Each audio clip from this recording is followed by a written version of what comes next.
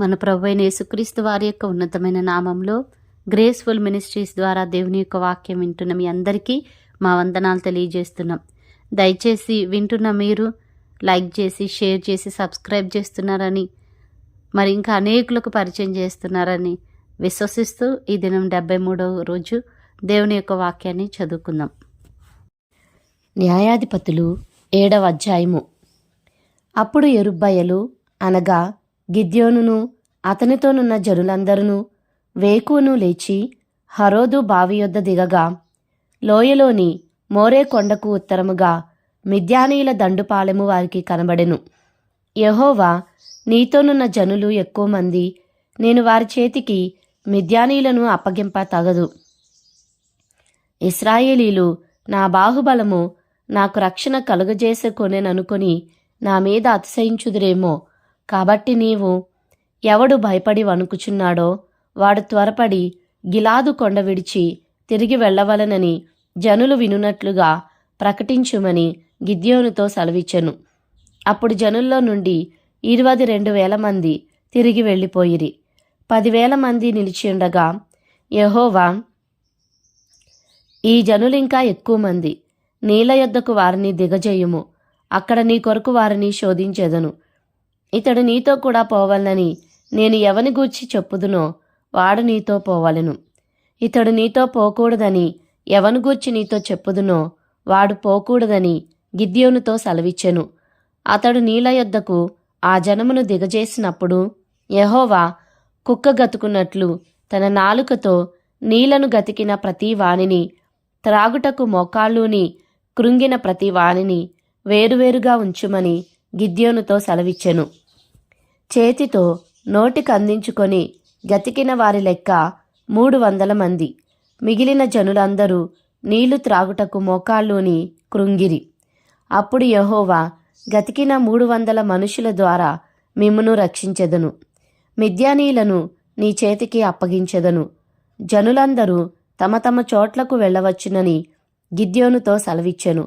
ప్రజలు ఆహారమును బూరలను పట్టుకొనగా అతడు ప్రజలందరినీ తమ గుడారములకు వెళ్ళనంపెను గాని ఆ 300 మందిని నిలుపుకొనెను. మిద్యానీయుల దండు లోయలో అతనికి దిగువగా నుండెను. ఆ రాత్రి యెహోవా అతనితో ఇట్లనెను, నీవు లేచి దండు మీదికి పొమ్ము, నీ చేతికి దానిని అప్పగించెదను. పోవుటకు నీకు భయమైన ఎడల నీ పనివాడైన పూరాతో కూడా దండుకు దిగిపొమ్ము. వారు చెప్పుకొనుచున్న దానిని వినిన తరువాత నీవు ఆ దండులోనికి దిగిపోవుటకు నీ చేతులు బలపరచబడునని చెప్పగా, అతడును అతని పనివాడైన పూరాయును ఆ దండులోనున్న సన్నద్ధుల యొద్దకు పోయిరి. మిద్యానీయులును అమాలేకీయులును తూర్పువారును లెక్కకు మిడతల వలె ఆ మైదానంలో పరుండియుండిరి. వారి ఒంటెలు సముద్ర తీరమందున్న ఇసుక రేణువుల వలె లెక్కలేనివై ఉండెను. గిద్యోను వచ్చినప్పుడు ఒకడు తాను కనిన కలను తన చెలికానికి వివరించుచుండెను. ఎట్లనగా, నేనొక కలగంటిని, అదేమనగా, యవల రొట్టె ఒకటి మిద్యానీయుల దండులోనికి దొర్లి ఒక గుడారమునకు వచ్చి దాని పడగొట్టి తలక్రిందు చేసినప్పుడు ఆ గుడారము పడిపోయినని చెప్పెను. అందుకు వాని చెలికాడు, అది ఇశ్రాయేలీడైన యోవాషు కుమారుడగు గిద్యోను ఖడ్గమే గాని మరేమీ కాదు. దేవుడు మిద్యానీయులను ఈ దండంతటను అతని చేతికి అప్పగింపబోచున్నాడని ఉత్తరమిచ్చెను. గిద్యోను ఆ కల వివరమును దాని తాత్పర్యమును వినినప్పుడు అతడు యెహోవాకు నమస్కారము చేసి ఇశ్రాయేలీల దండులోనికి తిరిగి వెళ్ళి, లెండి, యెహోవా మిద్యానీయుల దండును మీ చేతికి అప్పగించుచున్నాడని చెప్పి ఆ 300 మందిని 3 గుంపులుగా చేసి బూరను, వట్టికుండను, ఆ కుండలలో దివిటీలను ప్రతివాని చేతికిచ్చి వారితో ఇట్లనెను, నన్ను చూచి నేను చేయునట్లు చేయుడి. ఇదిగో, నేను వారి దండు కొట్టకొనకు పోవచ్చున్నాను. నేను చేయునట్లు మీరు చేయవలెను. నేనును నాతోనున్న వారందరూ బూరలను ఊదునప్పుడు మీరును దండుపాలెమంతటి చుట్టూ బూరలను ఊదుచు యెహోవాకును గిద్యోనుకును విజయము అని కేకలు వేయవలనని చెప్పెను. అట్లు నడిజాము మొదటి కావలివారు ఉంచబడగానే గిద్యోనును అతనితోనున్న 100 మందియు దండుపాలెము కొట్టకొనకు పోయి బూరలను ఊది తమ చేతులలోనున్న కొండలను పగలగొట్టిరి.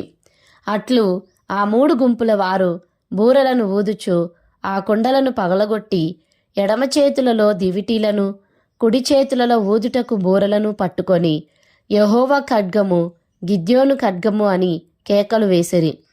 వారిలో ప్రతివాడును తన చోటున దండు చుట్టూ నిలిచియుండగా ఆ దండు వారందరూ పరిగెత్తుచు కేకలు వేయుచు పారిపోయిరి. ఆ 300 మంది బూరలను ఊదినప్పుడు యెహోవా దండంతటిలోనూ ప్రతివాని ఖడ్గమును వాని పొరుగువాని మీదికి త్రిప్పెను. దండు శరారాతు వైపున నున్న బేత్షిత్తా వరకు, తబ్బాతు నొద్దనున్న అబెల్మెహోలా తీరము వరకు పారిపోగా నఫ్తాలి గోత్రంలో నుండియు ఆషేరు గోత్రంలో నుండియు మనష్షే గోత్రములో నుండియు పిలిపింపబడిన ఇశ్రాయేలీలు కూడుకొని మిద్యానీలను తరిమిరి. గిద్యోను ఎఫ్రాయిమీల మన్య దేశమంతటికిని దూతలను పంపి మిద్యానీలను ఎదుర్కొనుటకు వచ్చి బేత్బారా వరకు వాగులను యొర్దానును వారికంటే ముందుగా పట్టుకొనుడని చెప్పియుండెను. గనుక ఎఫ్రాయిమీయులకు అందరూ కూడుకొని బేత్బారా వరకు వాగులను యొర్దానును పట్టుకొనిరి. మరియు వారు మిద్యాను అధిపతులైన ఓరేబు, జెయేబు అను ఇద్దరిని పట్టుకొని ఓరేబు బండ మీద ఓరేబును చంపిరి. జెయేబు ద్రాక్షల తొట్టి యొద్ద జెయేబును చంపి మిద్యానీలను తరుముకొని పోయిరి. ఓరేబు, జెయేబుల తలలను యొర్దాను అవతలికి గిద్యోను నొద్దకు తెచ్చిరి. న్యాయాధిపతులు 8వ అధ్యాయము. అప్పుడు ఎఫ్రాయిమీయులు గిద్యోనుతో, నీవు మా ఎడల చూపిన మర్యాద ఎట్టిది? మిద్యానీయులతో యుద్ధము చేయుటకు నీవు పోయినప్పుడు మమ్ము నేల పిలవలేదని చెప్పి అతనితో కఠినముగా కలహించిరి. అందుకతడు, మీరు చేసినదెక్కడా, నేను చేసినదెక్కడా? అబియేజెరు ద్రాక్ష పండ్ల కోత కంటే ఎఫ్రాయిమీల పరిగె మంచిది కాదా? దేవుడు మిద్యానీల అధిపతులైన ఓరేబును, జెయేబును మీ చేతికి అప్పగించెను. మీరు చేసినట్లు నేను చేయగలనా అనెను. అతడు ఆ మాట అన్నప్పుడు అతని మీది వారి కోపము తగ్గెను. గిద్యోనును అతనితోనున్న 300 మందియును అలసటగానున్నను శత్రులను తరుముచు యొర్దాను నొద్దకు వచ్చి దాటిరి. అతడు, నా వెంటనున్న జనులు అలసియున్నారు, ఆహారంనకు రొట్టెలు వారికి దయచేయుడి. మేము మిద్యాను రాజులైన జెబాహును, సల్మున్నాను తరుముచున్నామని సుక్కోతు వారితో చెప్పగా, సుక్కోతు అధిపతులు జెబాహు, సల్మున్నా అను వారి చేతులు ఇప్పుడు నీ చేతికి చిక్కినవి గనుకన మేము నీ సేనకు ఆహారం ఇయ్యవలనని అడిగిరి. అందుకు గిద్యోను, ఈ హేతువు చేతను జెబాహును, సల్మున్నాను యెహోవా నా చేతికి అప్పగించిన తరువాత నూర్చు కొయ్యలతోనూ కంపలతోనూ మీ దేహంలను నూర్చివేయుదునని చెప్పెను. అక్కడ నుండి అతడు పెనుయేలునకు పోయి అలాగుననే వారితోనూ చెప్పగా, సుక్కోతు వారు ఉత్తరమిచ్చినట్లు పెనుయేలు వారును అతనికి ఉత్తరమిచ్చిరి గనుక అతడు, నేను క్షేమంగా తిరిగి వచ్చినప్పుడు ఈ గోపురమును పడగొట్టేదనని పెనుయేలు వారితో చెప్పెను. అప్పుడు జెబాహును, సల్మున్నాయు వారితో కూడా వారి సేనలను, అనగా తూర్పు జనుల సేనలన్నిటిలో మిగిలిన ఇంచుమించు 15,000 మంది మనుషులందరూ కర్కోరులో నుండిరి. కత్తిదూయు 120,000 మంది మనుషులు పడిపోయిరి. అప్పుడు గిద్యోను నోబాహుకును యొగెబెహాకును తూర్పున గుడారములలో నివసించిన వారి మార్గమున పోయి సేన నిర్భయంగా నున్నందున ఆ సేనను హతము చేసెను. జెబాహు, సల్మున్నాయి పారిపోయినప్పుడు అతడు వారిని తరిమి మిద్యాను 2 రాజులైన జెబాహును, సల్మున్నాను పట్టుకొని ఆ సేననంతను చెదరగొట్టెను. యుద్ధము తీరిన తరువాత యోవాషు కుమారుడైన గిద్యోను హెరేసు యెగో నుండి తిరిగి వచ్చి సుక్కోతు వారిలో ఒక యవ్వనుని పట్టుకొని విచారింపగా, అతడు సుక్కోతు అధిపతులను, పెద్దలలో 77 మనుషులను పేరు పేరుగా వివరించి చెప్పెను. అప్పుడతడు సుక్కోతు వారి యొద్దకు వచ్చి, జెబాహు, సల్మున్నా అనువారి చేతులు నీ చేతికి చిక్కినవి గనుకన అలసియున్న నీ సేనకు మేము ఆహారం ఇయ్యవలెను అని మీరు ఎవరి విషయము నన్ను దూషించితురో ఆ జబాహును సల్మున్నాను చూడుడి అని చెప్పి ఆ ఊరి పెద్దలను పట్టుకొని నూర్చు కొయ్యలను బొమ్మజెముడును తీసుకొని వాటి వలన సుక్కోతు వారికి బుద్ధి చెప్పెను. మరియు నతడు పెనూయేలు గోపురమును పడగొట్టి ఆ ఊరి వారిని చంపెను. అతడు మీరు తాబోరులో చంపిన మనుషులు ఎట్టివారని జబాహును సల్మున్నాను అడుగగా వారు నీ వంటి వారే, వారందరూ రాజకుమారులను పోలియుండిరనగా అతడు వారు నా తల్లి కుమారులు, నా సహోదరులు, మీరు వారిని బ్రతుకనిచ్చిన ఎడల యెహోవా జీవం తోడు మిమ్మును చంపకుందునని చెప్పి తన పెద్ద కుమారుడైన ఏతేరును చూచి నీవు లేచి వారిని చంపుమని చెప్పెను. అతడు చిన్నవాడు గనుక భయపడి కత్తిని దుయ్యలేదు. అప్పుడు జబాహు సల్మున్నాలు ప్రాయము కొలది నరునికి శక్తియున్నది గనుక నీవు లేచి మా మీద పడుమని చెప్పగా గిద్యోను లేచి జబాహును సల్మున్నాను చంపి వారి ఒంటెల మెడల మీదనున్న చంద్రహారములను తీసుకొనెను. అప్పుడు ఇశ్రాయేలీలు గిద్యోనుతో నీవు మిద్యానీల చేతిలో నుండి మమ్మును రక్షించితివి గనుక నీవును నీ కుమారుడును నీ కుమారుని కుమారుడును మమ్మును ఏలవల్లని చెప్పిరి. అందుకు గిద్యోను నేను మిమ్మును ఏలను, నా కుమారుడును మిమ్మును ఏలరాదు, యెహోవా మిమ్మును ఏలునని చెప్పెను.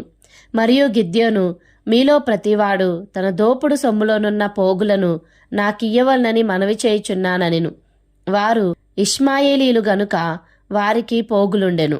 అందుకు వారు సంతోషముగా మేము వాటినిచ్చేదమని చెప్పి ఒక బట్టను పరిచి ప్రతివాడును తన దోపుడు సొమ్ములో నుండిన పోగులను దానిమీద వేసెను. మిద్యాను రాజుల ఒంటి మీదనున్న చంద్రహారములు, కర్ణభూషణములు, ధూమ్రవర్ణపు బట్టలు గాకను, ఒంటెల మెడలున్న గొలుసులు గాకను అతడు అడిగిన బంగారు పోగుల ఎత్తు 1700 తులముల బంగారము. గిద్యోను దానితో ఒక ఏఫోదును చేయించుకొని తన పట్టణమైన ఒఫ్రాలో దాన్ని ఉంచెను. కావున ఇశ్రాయేలీలందరూ అక్కడికి పోయి దానిననుసరించి వ్యభిచారులైరి. అది గిద్యోనుకును అతని ఇంటి వారికి ఉరిగా నుండెను. మిద్యానీయులు ఇశ్రాయేలీలు ఎదుట అనపబడి అటు తరువాత తమ తలలను ఎత్తుకొనలేకపోయిరి. గిద్యోను దినములలో దేశము 40 సంవత్సరములు నిమ్మలముగా నుండెను. తరువాత యోవాషు కుమారుడైన యెరుబ్బయలు తన ఇంట నివసించుటకు పోయెను. గిద్యోనుకు అనేక భార్యలున్నందున కడుపున కనిన 70 మంది కుమారులు అతనికుండిరి. షెకెములోనున్న అతని ఉపపత్నియు అతనికొక కుమారుని కనగా గిద్యోను వానికి అబీమెలెకను పేరు పెట్టెను. యోవాషు కుమారుడైన గిద్యోను మహావృద్ధుడై చనిపోయి అబియెజ్రీయుల ఒఫ్రాలోనున్న తన తండ్రి అయిన యోవాషు సమాధిలో పాతిపెట్టబడెను. గిద్యోను చనిపోయిన తరువాత ఇశ్రాయేలీలు చుట్టూ నుండి తమ శత్రువుల చేతిలో నుండి తమ్మును విడిపించిన తమ దేవుడైన యెహోవాను జ్ఞాపకం చేసుకొనక మరలా బయలులను అనుసరించి వ్యభిచారులై బయల్బెరీతును తమకు దేవతగా చేసుకొనిరి. మరియు వారు గిద్యోనను యెరుబ్బయలు ఇశ్రాయేలీలకు చేసిన ఉపకారం అంతయు మరచి అతని ఇంటి వారికి ఉపకారము చేయకపోయిరి. న్యాయాధిపతులు 9వ అధ్యాయము. యెరుబ్బయలు కుమారుడైన అబీమెలెకు షెకెంలోనున్న తన తల్లి సహోదరుల యొద్దకు పోయి వారితోనూ తన తల్లి పితరుల కుటుంబీకులందరితోనూ మీరు దయచేసి షెకెము యజమానులందరూ వినునట్లు వారితో మాట్లాడి మీకేది మంచిది, యెరుబ్బయల యొక్క కుమారులైన 70 మంది మనుషులందరూ మిమ్మును ఏలుట మంచిదా, ఒక మనుష్యుడు మిమ్మును ఏలుట మంచిదా, నేను మీ రక్త సంబంధిని జ్ఞాపకం చేసుకొనుడి అని పలుకుడనెను.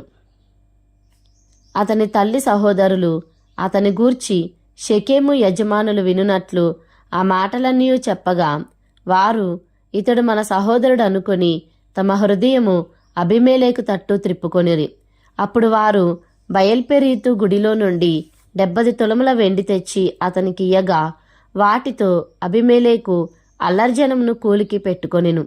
వారు అతని వశమున నుండిరి.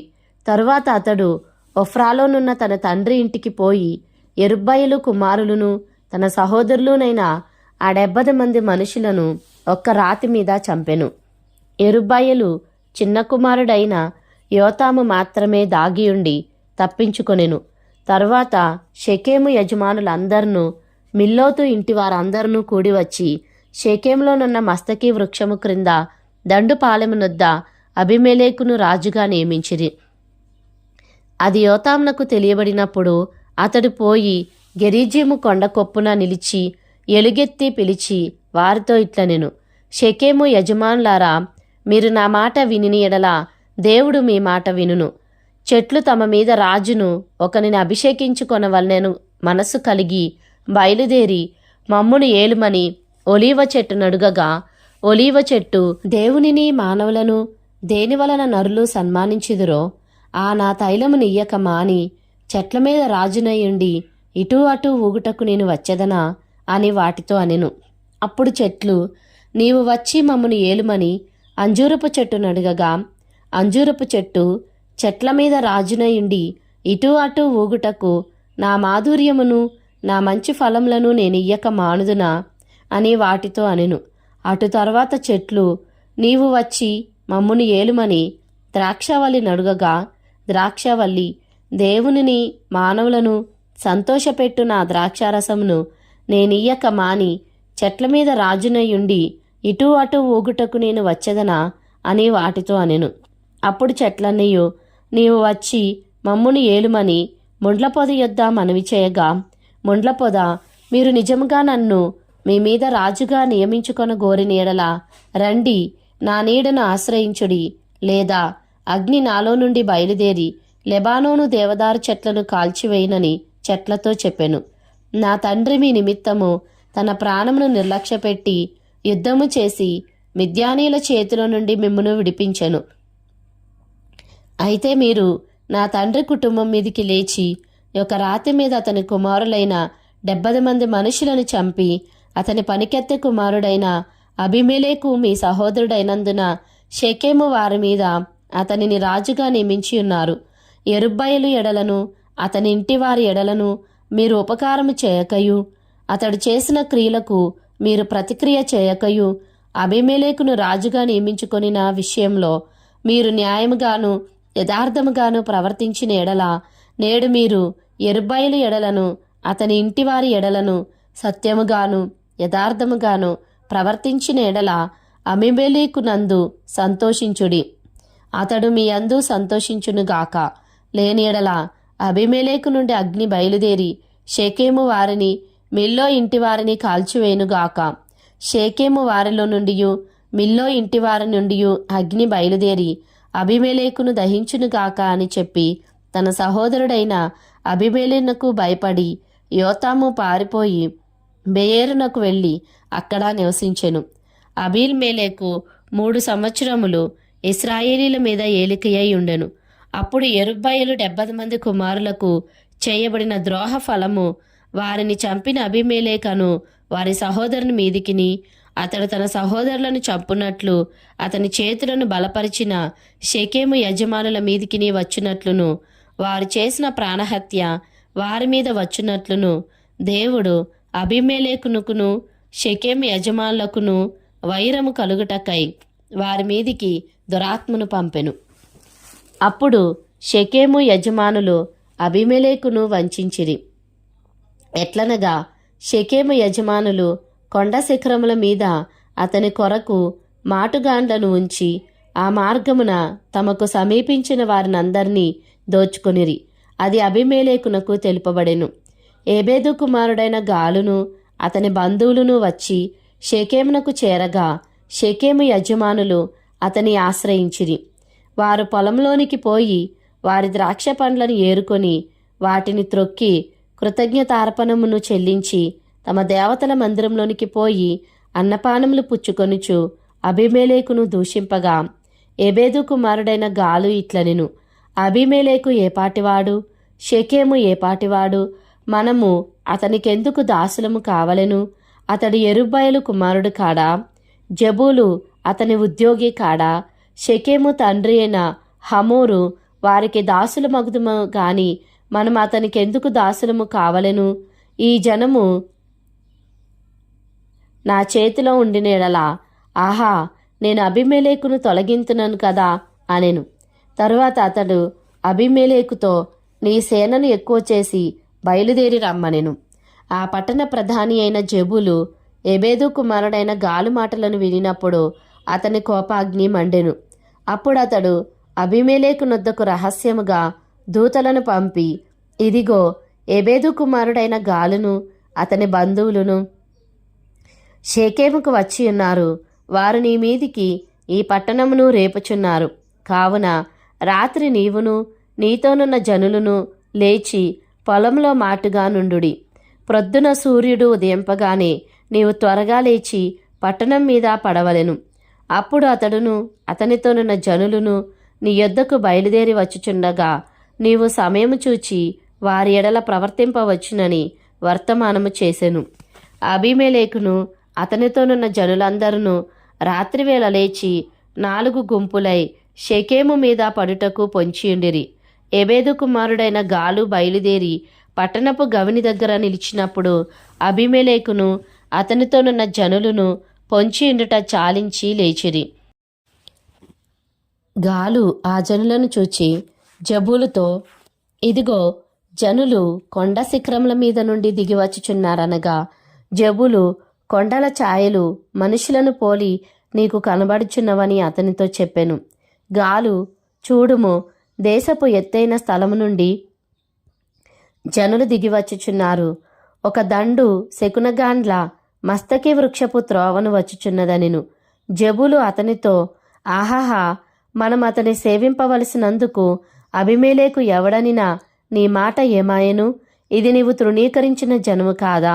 పోయి వారితో యుద్ధము చేయుడనగా, గాలు షెకెము యజమానుల ముందర బయలుదేరి అబీమెలెకుతో యుద్ధము చేసెను. అబీమెలెకు అతని తరుమగా అతడు అతని ఎదుట నిలువలేక పారిపోయెను. అనేకులు గాయపడి పట్టణపు గవిని ప్రవేశించు చోట పడిరి. అప్పుడు అబీమెలెకు అరూమాలో దిగెను. గాలును అతని బంధువులను షెకెములో నివసింపకుండా జబులు వారిని తోలివేసెను. మరునాడు జనులు పొలంలోనికి బయలువెళ్ళిరి. అది అబీమెలెకునకు తెలియబడగా అతడు తన జనులను తీసుకొని 3 తెగలుగా చేయగా వారు ఆ పొలంలో మాటుగా ఉండిరి. అప్పుడతడు చూడగా జనులు పట్టణం నుండి బయలుదేరి వచ్చుచుండిరి గనుక అతడు వారి మీద పడి వారిని హతము చేసెను. అబీమెలెకును అతనితోనున్న తెగలును ఇంకా సాగి పట్టణపు గవని ప్రదేశమునద్ద నిలువగా 2 తెగలు పరిగెత్తి పొలములలోనున్న వారందరి మీద పడి వారిని హతము చేసిరి. ఆ దినమంతయు అబీమెలెకు ఆ పట్టణస్థులతో యుద్ధము చేసి పట్టణమును చుట్టుకొని అందులోనున్న జనులను చంపి పట్టణమును పడగొట్టి దాని స్థలమున ఉప్పు జల్లెను. షెకెము గోపుర యజమానులందరూ ఆ వార్త విని ఎల్బెరీతు గుడి యొక్క కోటలోనికి చొరబడిరి. షెకెము గోపుర యజమానులందరూ కూడియున్న సంగతి అబీమెలెకునకు తెలుపబడినప్పుడు అబీమెలెకును అతనితోనున్న జనులందరూ సల్మోను కొండనెక్కి అబీమెలెకు గొడ్డలిని చేతపట్టుకొని చెట్ల నుండి పెద్ద కొమ్మను నరికి ఎత్తి భుజం మీద పెట్టుకొని, నేను దేని చేయుట మీరు చూచితురో మీరును నేను చేసినట్టుగా దానిని త్వరగా చేయుడని తనతోనున్న జనులతో చెప్పెను.